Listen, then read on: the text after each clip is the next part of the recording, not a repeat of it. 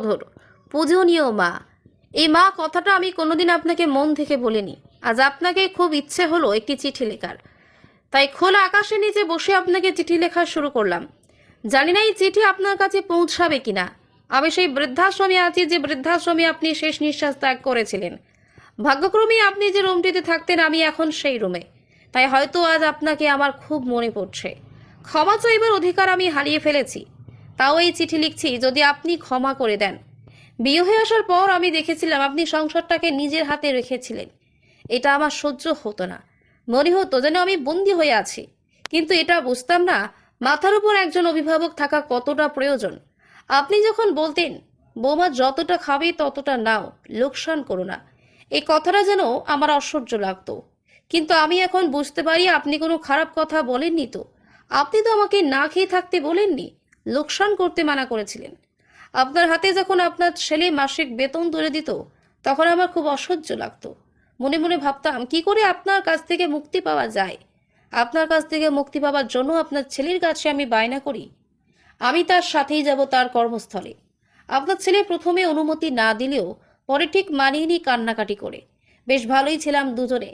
কিন্তু যখন আমি অন্তঃসত্ত্বা হই, ডাক্তার আমাকে বেড রেস্ট নিতে বলে, তখন আপনার ছেলে আপনাকে নিয়ে আসে আমাদের ভাড়া বাড়িতে। আপনি বাড়ির সব কাজ করতেন, আমাকে সেবা যত্ন করতেন, তাও যেন আপনাকে আমার অসহ্য লাগতো।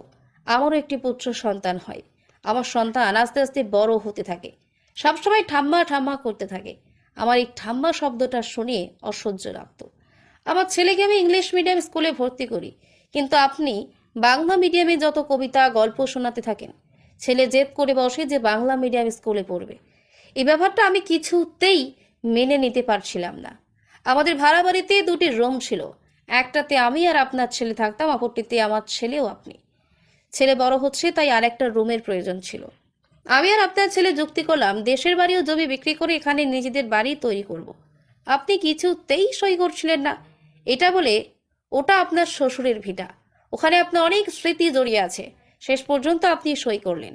আপনার সাথে আমার কোনো মতেই বনিবনা হতো না, তাই স্থির করি আপনাকে বৃদ্ধাশ্রমে পাঠানোর।